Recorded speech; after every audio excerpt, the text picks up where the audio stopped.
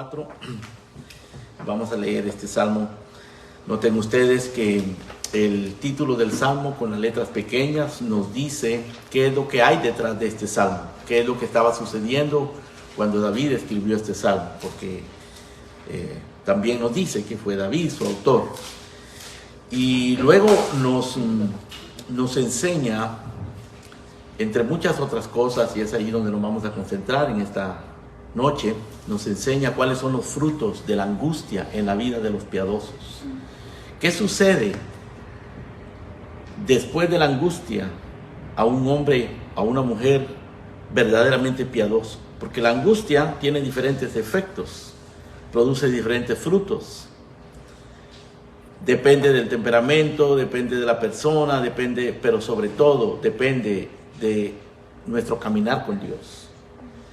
Los que caminan con Dios, los piadosos, los que temen a Dios, los que conocen a Dios, aprovechan la angustia y la aflicción de una manera diferente. Y esa es una de las cosas que nos enseña este salmo.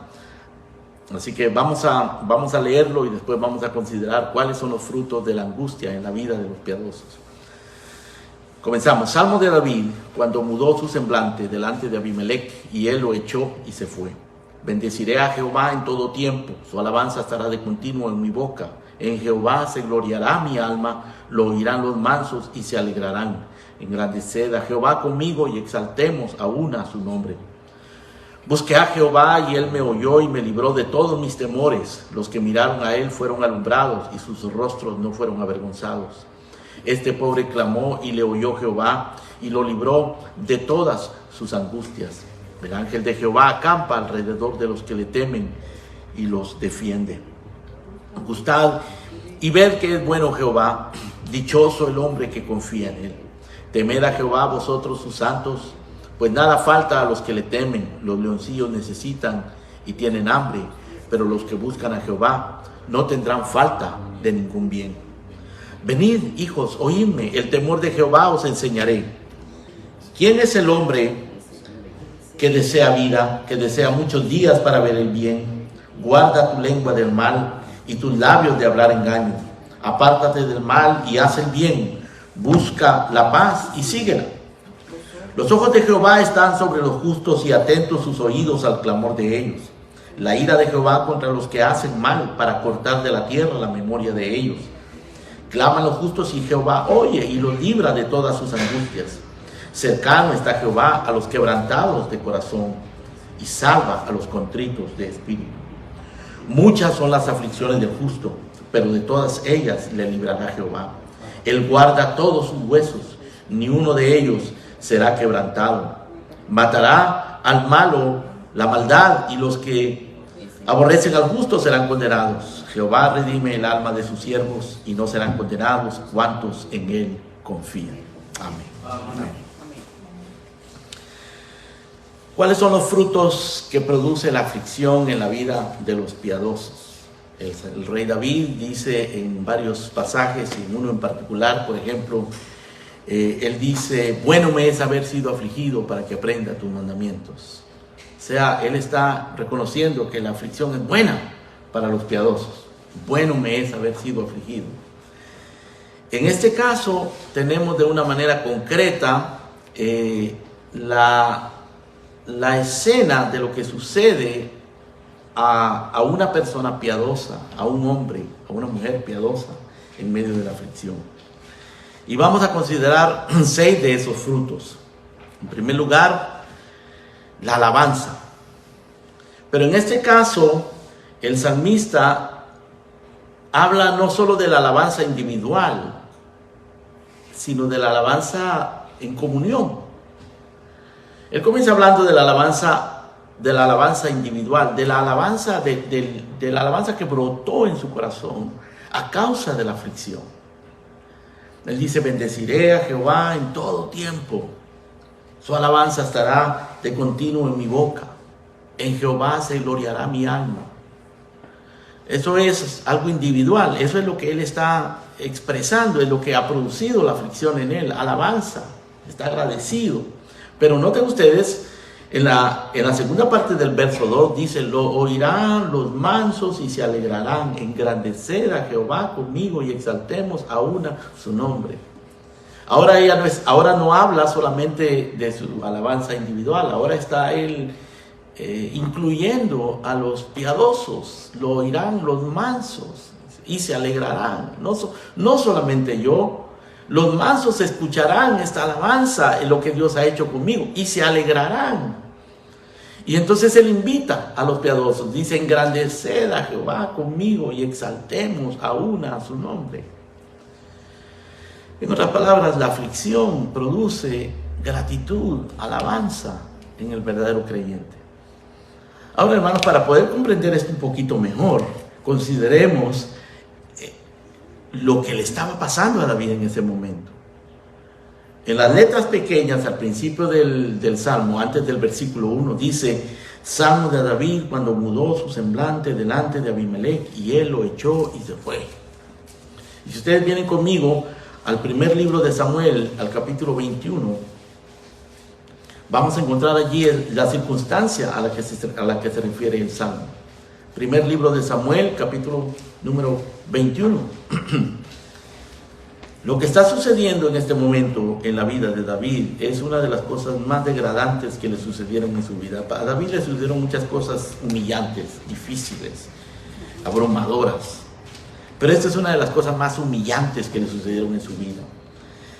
Él se encuentra huyendo de Saúl y está tan desesperado y tuvo tanto temor de que David lo matara, que dice en el versículo número 10 del capítulo 21 del primer libro de Samuel, y levantándose David aquel día huyó de la presencia de Saúl y se fue a Aquís, rey de Gat.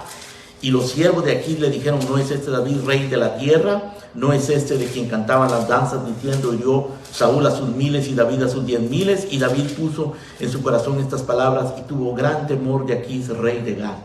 O sea, por un lado David tenía temor de Saúl, de que Saúl lo matara. Por el otro lado, después a causa de ese temor, al escapar de Saúl, él va a la tierra de los filisteos y se encuentra con Aquís, el rey de Gat. Gat era una ciudad de los filisteos. Pero allí se llena de temor también, porque lo identifican que él es el que había matado a Goliat.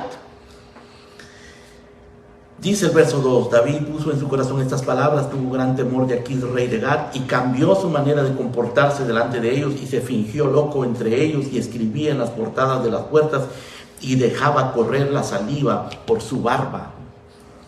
Y aquí dijo a sus siervos, he aquí, veis a este hombre, es demente, veis que este hombre es demente, ¿por qué lo habéis traído a mí? ¿Acaso me faltan locos para que hayáis traído a este que hiciese de loco delante de mí? Habría de entrar en mi casa. Ahora, traten de imaginar ustedes esta circunstancia. David tiene tanto temor de que lo maten, que se finge loco y deja caer la saliva sobre su barba. Y el rey lo humilla y lo echa. De esa manera es que David logra salvar su vida, cayendo en este punto humillante, degradante. El guerrero, el que había matado a Goliat, el dulce cantor de Israel, se encuentra en esta circunstancia. Y el Señor lo libra. Y lo libra de una manera muy extraña, hermano, porque no fue una liberación sobrenatural, no envió un ángel, no es que sucedió algo extraordinario y milagroso, es que él tuvo que fingirse loco, él tuvo que humillarse, y entonces lo echan como un loco. En el capítulo 22, cuando ya él ha salido de esto, dice, yéndose luego David de allí, huyó a la cueva de Adulam, y cuando sus hermanos y toda la casa de su padre lo supieron, vinieron a él, y se juntaron con él los afligidos, todo el que estaba endeudado, los que se hallaban en amargura de espíritu, y fue hecho jefe de ellos, y tuvo consigo como 400 hombres. Por supuesto, todo esto sucedió, hermano, en un periodo de tiempo más extenso de lo que aquí parece, y lo que estamos viendo acá es que después de que David pasa por esta circunstancia tan humillante, pues él sigue en medio de circunstancias muy difíciles y se mete en una cueva, pero a la cueva comienza a llegar gente necesitada, perseguida por Saúl, endeudados, amargados de espíritu, afligidos, gente necesitada, de manera que se juntan todos los afligidos, todos los endeudados, todos los perseguidos, y David se hace jefe de los humillados. Bueno, eso es lo que nuestro Señor Jesucristo hace, ¿no es cierto, hermanos? Nosotros, humillados, afligidos, endeudados, amargados de corazón, venimos a Él. Y aquí vienen estos a la cueva de Adulam. Y David, regresando al Salmo 34, está lleno de gratitud porque el Señor lo libró. Lo ha librado de Saúl, lo ha librado de Aquís, de los filisteos. Y él dice, bendeciré a Jehová en todo tiempo. Pero luego, en el verso número 3, él invita a los endeudados, a los amargados, a los perseguidos, a los afligidos, y les dice, engrandeced a Jehová conmigo y exaltemos a su nombre. Alabanza, una alabanza que se contagia. La aflicción, hermano, es indeseable. La aflicción, nadie la disfruta. Pero los frutos de la aflicción en un verdadero hijo de Dios se convierten en alabanza. Y luego esa alabanza es tan real, es tan verdadera, es tan intensa, que contagia a otros. Y esto es lo que está pasando con David acá. Así que uno de los frutos de la angustia en los piadosos es la alabanza. Pero no solo la alabanza individual, la alabanza en comunión con los otros amargados, con los otros afligidos, con los otros perseguidos. Los que han pasado por la aflicción entienden esto. Ahora, otro fruto de la aflicción es el clamor, la oración y la respuesta, la protección que se recibe ante el clamor. Veamos los versos 4 al 7. Dice, busqué a Jehová y Él me oyó y me libró de todos mis temores. Los que miraron a Él fueron alumbrados y sus rostros no fueron avergonzados. Este pobre clamó y le oyó Jehová y lo libró de todas sus angustias.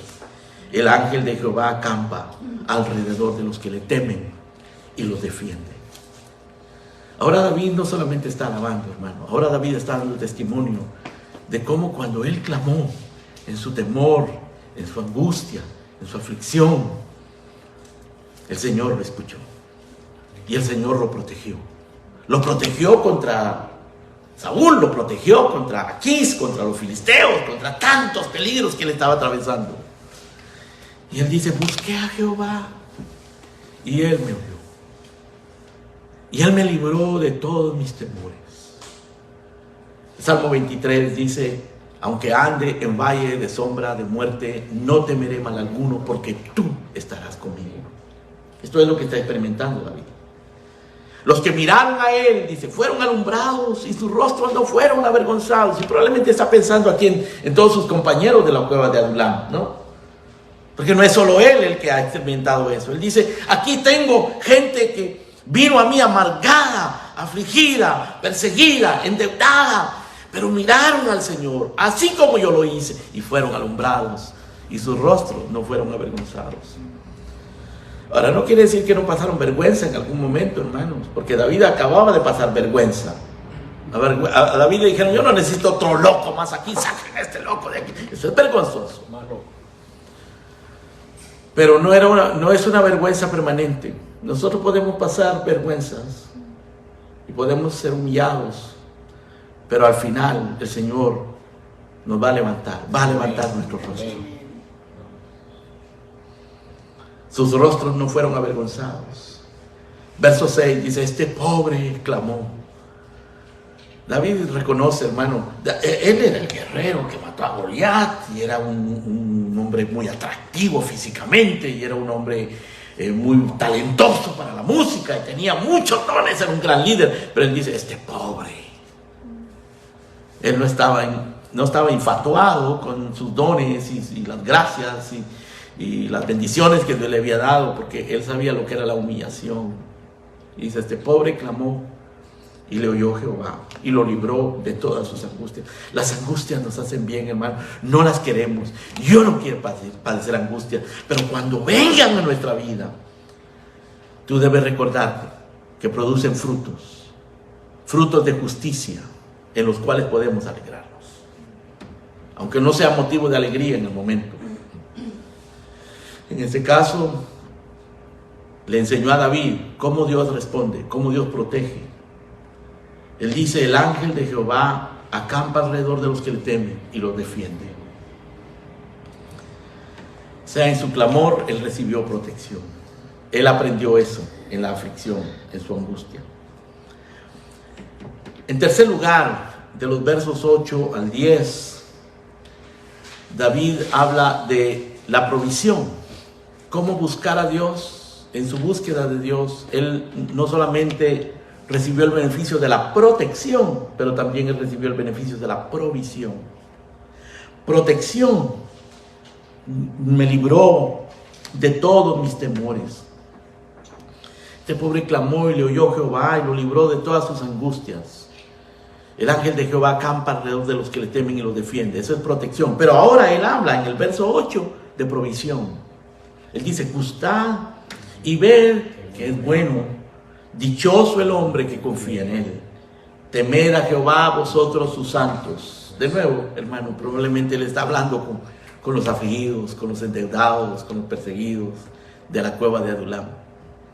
Temed a Jehová vosotros sus santos, pues nada falta a los que le temen. Los leoncillos necesitan y tienen hambre, pero los que buscan a Jehová no tendrán falta de ningún bien.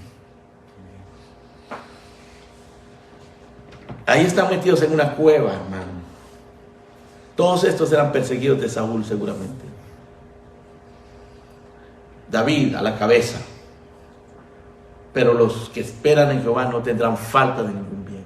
Los leoncillos necesitan, tienen hambre, pero los que esperan en el Señor no tendrán falta de ningún bien. Muchos años después David dijo: joven fui y he envejecido, y nunca he visto justo desamparado, ni sus simientes que mendigue pan. Justos en necesidad, justos en angustia, justos con hambre incluso, en algún momento dado de nuestra vida, pero nunca desamparados.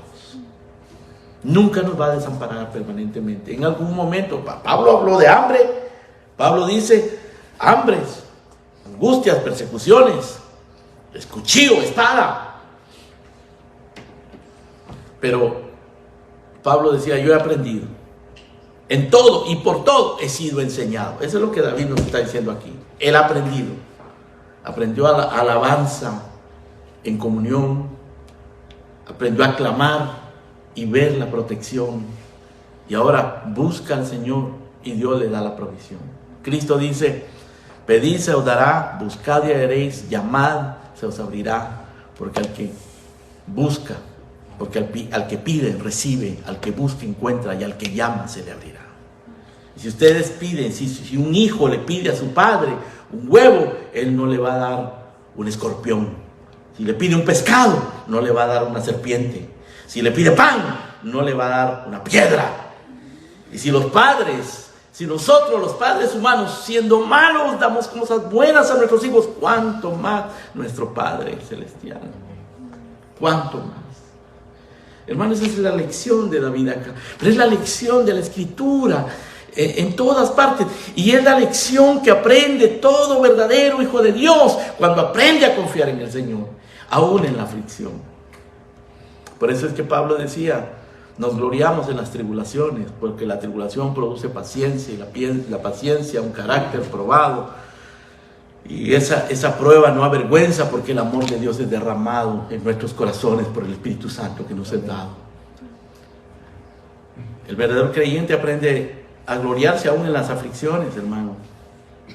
Pablo lo aprendió cuando tenía aquel mensajero de Satanás, aquel aguijón insoportable, indeseable, horrible, y le dice al Señor que se lo quite. El Señor le dice: no, Pablo, no te lo voy a quitar, vas a tener que vivir con eso, vas a tener que aprender a vivir con eso, pero te voy a dar mi gracia, y mi gracia va a ser suficiente.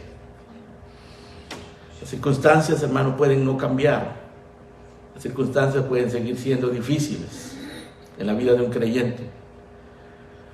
Pero nosotros no vivimos por las circunstancias, ni vivimos por las emociones, vivimos por la gracia de Dios. Vivimos porque Él es fiel y nos sostiene cualquiera que sea nuestra situación. He aprendido a vivir contento, cualquiera que sea mi situación.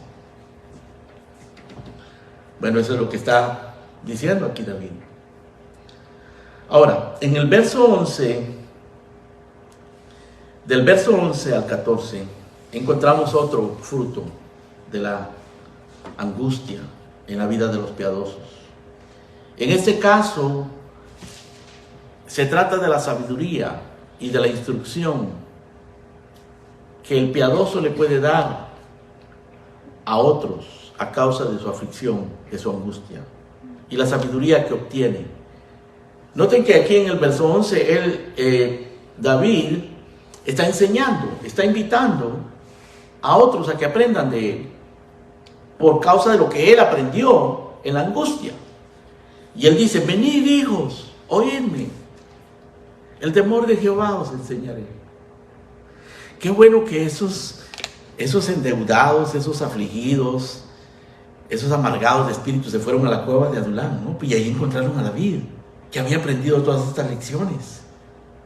Y ahora David le dice a todos estos individuos, hermanos necesitados: venid, hijos, oídme, les voy a enseñar algo, les voy a enseñar el temor de Dios. Les voy a enseñar el temor de Dios.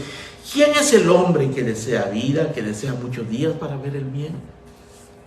Guarda tu lengua del mal, tus labios de hablar engaño, apártate del mal, haz el bien, busca la paz y síguela. Pedro cita eso en el Nuevo Testamento, cuando habla de las aflicciones de los creyentes. O sea que en medio de la aflicción, en medio de la persecución, la sabiduría consiste en que nosotros controlemos nuestra lengua del engaño, de lo malo, nos apartemos del pecado, no tratemos de resolver el problema que se nos presenta con pecado, no, apártate del mal, controla tu lengua, haz el bien, busca la paz y síguela. David hizo eso, hermano. Él podría haber provocado una guerra civil en Israel y no lo hizo. Él llegó a tener suficientes guerreros, valientes, poderosos, para provocar una guerra civil y no lo hizo. Él pudo haber matado a Saúl en 2 ocasiones, en las que según sus consejeros Dios lo puso en sus manos, y ciertamente Dios lo puso en sus manos, pero no para matarlo, sino para seguir confiando en el Señor. En 2 ocasiones él pudo haber matado a Saúl y librarse de ese problema, pero no lo hizo. Él dice: ¿cómo voy a tocar yo al ungido del Señor? Él esperó en Dios. Eso es lo que David está diciendo acá. Él lo aprendió, hermano, en la aflicción. La aflicción, una de las cosas que uno aprende, que aprenden los piadosos, es a no resolver sus problemas con pecado, a no resolver sus problemas con mentira, con más pecado. Ahora, no es que David fuera absolutamente inocente de eso, hermano, porque ¿cómo se libró él de los filisteos? Pues dejando caer la saliva en su barba, ¿no? Haciéndose loco. De cierto modo eso era una mentira, no es cierto, porque él no estaba loco, pero era un acto desesperado de supervivencia en un momento dado. No es que él fuera un mentiroso, ni que su estilo de vida fuera mentiroso, o que él siempre estuviera resolviendo sus problemas con mentiras, en un acto desesperado de supervivencia. Él hizo eso. Él comió también del pan de la proposición que no le ha permitido comer. Pero el Señor entendió eso. El Señor entiende, hermano, que hay momentos de desesperación en nuestras vidas y que cometemos pecados y fallamos, pero nosotros no debemos de tolerar seguir viviendo ese tipo de vidas y adquirir el hábito de decir mentiras y el hábito de resolver nuestros problemas con pecado. Hay situaciones pero también hay pecados propiamente que pertenecen a los hábitos de una persona. Y aquí David nos está enseñando la sabiduría. La sabiduría consiste en que nosotros confiemos en el Señor, busquemos la paz, guardemos nuestros labios, guardemos nuestras vidas del mal. Así que los frutos de la angustia de los piadosos, según el Salmo 34, son la alabanza en la comunión, el clamor y la protección que Dios nos da cuando clamamos, la búsqueda de Dios y la provisión que Dios nos da cuando lo buscamos, la sabiduría que se obtiene y la capacidad de instruir a otros a causa de la aflicción. Pero en los versos 15 al 18, David nos muestra, hermanos, algo de cómo él llegó a conocer más de Dios. Job, que pasó por mucha angustia, por mucha aflicción, lo perdió todo. Y era un hombre piadoso, porque Dios mismo dijo al principio del libro de Job: ¿has visto a mi siervo Job, que es hombre recto, perfecto, temeroso de Dios, apartado de males? Era un hombre que conocía a Dios. Pero al final de sus angustias, al final del libro, Job dice: de oídas te había oído, pero ahora mis ojos te ven y me arrepiento en polvo y ceniza. Este hombre conocía algo de Dios, pero nosotros nunca vamos a conocer completamente a Dios. Siempre tenemos más y más que aprender de Dios. Y aquí David, hermano, en los versos 15 al 18, evidencia cómo la aflicción le dio más conocimiento de Dios. Y él dice: los ojos de Jehová están sobre los justos. Y él dice eso porque él sabe, Dios lo vio, Dios lo miró en su angustia. Y él dice: los ojos de Jehová están sobre los justos, y sus oídos están atentos al clamor de ellos. Él también lo sabe. Y él se refiere a Dios hablando de sus ojos y hablando de sus oídos, no porque Dios tenga ojos y oídos literal como nosotros, pero es una manera de referirse al hecho de que Dios es un Dios que escucha, es un Dios que entiende y ve y sabe. Los ojos de Jehová están sobre los justos, y atentos sus oídos al clamor de ellos. La ira de Jehová contra los que hacen mal, para cortar de la tierra la memoria de ellos. Así como Dios sostiene y sustenta y provee a los justos y cuida de ellos, Dios también envía juicio sobre los malos, los que buscan el mal, los que viven en el mal, los que aman el pecado. Verso 17: claman los justos y Jehová oye y los libra de todas sus angustias. Cercano está Jehová a los quebrantados de corazón y salva a los contritos de espíritu. Ese es un principio, hermanos, recurrente en la Biblia. Dios se agrada con los humildes, Dios resiste a los soberbios. Dios habita en las alturas y en la santidad, y con el pobre y humilde de espíritu.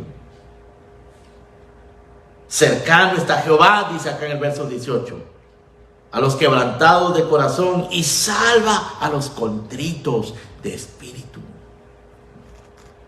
Tú no quieres sacrificio que yo te daría, dice David en el Salmo 51.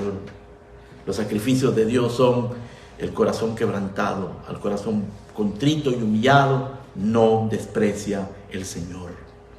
Y Cristo dijo: bienaventurados los pobres en espíritu.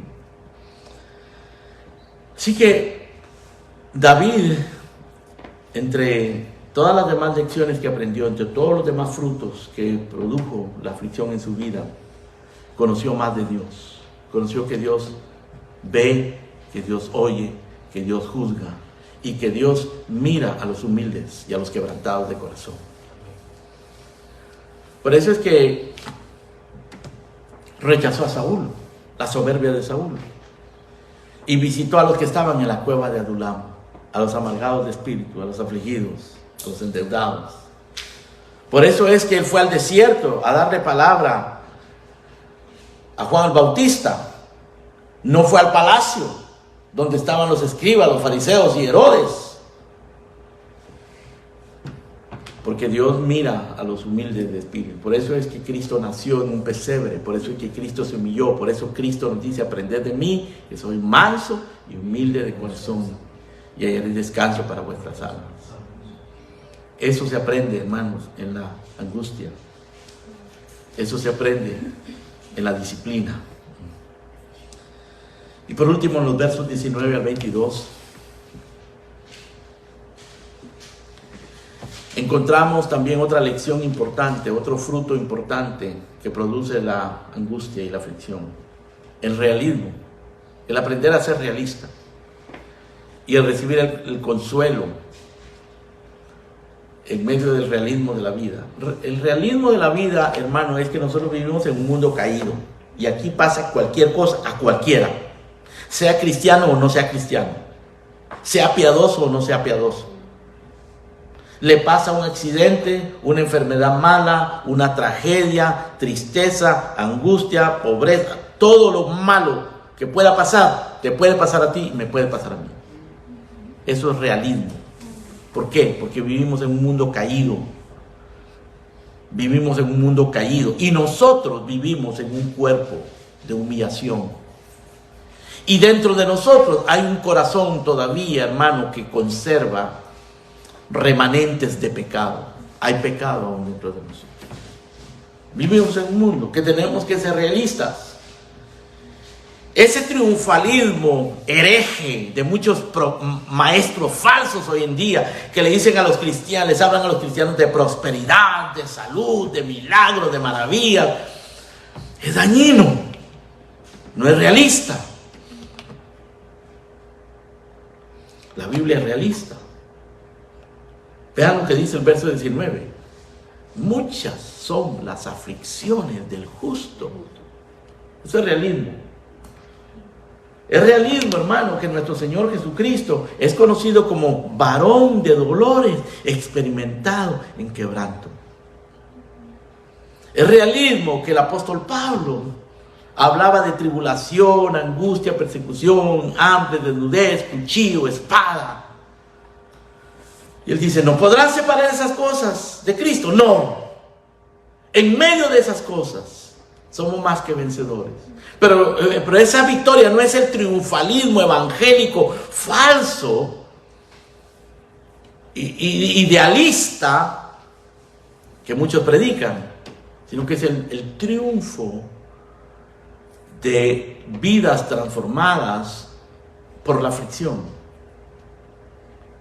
para ser santificadas, vidas santificadas por la aflicción, para gloria de Dios, como David lo está testificando acá. Por eso es importante, hermano, entender el contexto, lo que nos dice al principio el Salmo, en las letras pequeñitas. Salmo de David cuando mudó su semblante delante de Abimelech y lo echó y se fue. Realismo. La Biblia es muy realista. La Biblia nos dice no solo las cosas buenas, sino también las cosas malas y degradantes de los siervos de Dios, de las familias, aún de los hombres más piadosos. Y David dice, muchas son las aflicciones del justo, pero de todas ellas lo librará Jehová. Él guarda todos sus huesos, ni uno de ellos será quebrantado. Y aquí está hablando de nuestro Señor Jesucristo. Este versículo se usa, hermano, en el Evangelio para hablar de Cristo, cuando estaba en la cruz. Cristo murió en humillación, en debilidad. Cristo fue hecho maldición. Fue hecho maldito, siendo Él bendito, por causa de nuestra maldición. Pero ninguno de sus huesos fue quebrantado. Dice el verso 21, matará al malo la maldad y los que aborrecen al justo serán condenados. Es decir, va a haber odio contra los justos. El libro de Apocalipsis habla de Babilonia, la gran ciudad, la madre de las abominaciones y de las rameras de la tierra, que está embriagada con la sangre de los santos. Esa Babilonia representa, hermanos, la soberbia humana de las instituciones humanas, la grandeza del mundo persiguiendo a la iglesia. Ese es el realismo de la Biblia. Pero dice, los que aborrecen al justo, verso 21, serán condenados. Jehová redime el alma de sus siervos y no serán condenados cuantos en Él confían. La angustia en el piadoso produce frutos de justicia. Vengan conmigo, por favor, al libro de Hebreos, capítulo número 12. Porque aquí el escritor, el apóstol, ratifica esto. Verso 5. Capítulo 12 de Hebreos, porque aún no habéis, versículo 5, y habéis ya olvidado la exhortación que como a hijos se os dirige, diciendo: no, hijo mío, no menosprecies la disciplina del Señor, ni desmayes cuando eres reprendido por Él, porque el Señor al que ama disciplina y azota a todo el que recibe por hijo. Si soportáis la disciplina, Dios os trata como a hijos, porque ¿qué hijo es aquel a quien el Padre no disciplina? Pero si se os deja sin disciplina, de la cual todos han sido participantes, entonces sois bastardos y no hijos. Por otra parte, tuvimos a nuestros padres terrenales que nos disciplinaban y los venerábamos. ¿Por qué no obedeceremos mucho mejor al Padre de los espíritus y viviremos? Y aquellos ciertamente por pocos días nos disciplinaban como a ellos les parecía, pero para lo que nos es provechoso, para que participemos de su santidad. Es verdad que ninguna disciplina al presente parece ser causa de gozo, sino de tristeza, pero después da fruto apacible de justicia a los que en ella han sido ejercitados. Así que la aflicción, la angustia, es un ejercicio espiritual de parte de Dios para nosotros. Es un regalo. Bueno me es haber sido afligido para que guarde tus mandamientos. Antes que fuese afligido, descarriado andaba, dice David, pero ahora guardo tus mandamientos. Oh hermano, Dios es muy bueno aún en la aflicción. Amén. Amén. Padre nuestro, gracias, Señor, por el Salmo 34, por David, por su experiencia, por el testimonio que ha quedado plasmado en la Escritura, Señor, de los frutos que brotaron en su vida a causa de la angustia, de los frutos de la angustia en la vida de los piadosos.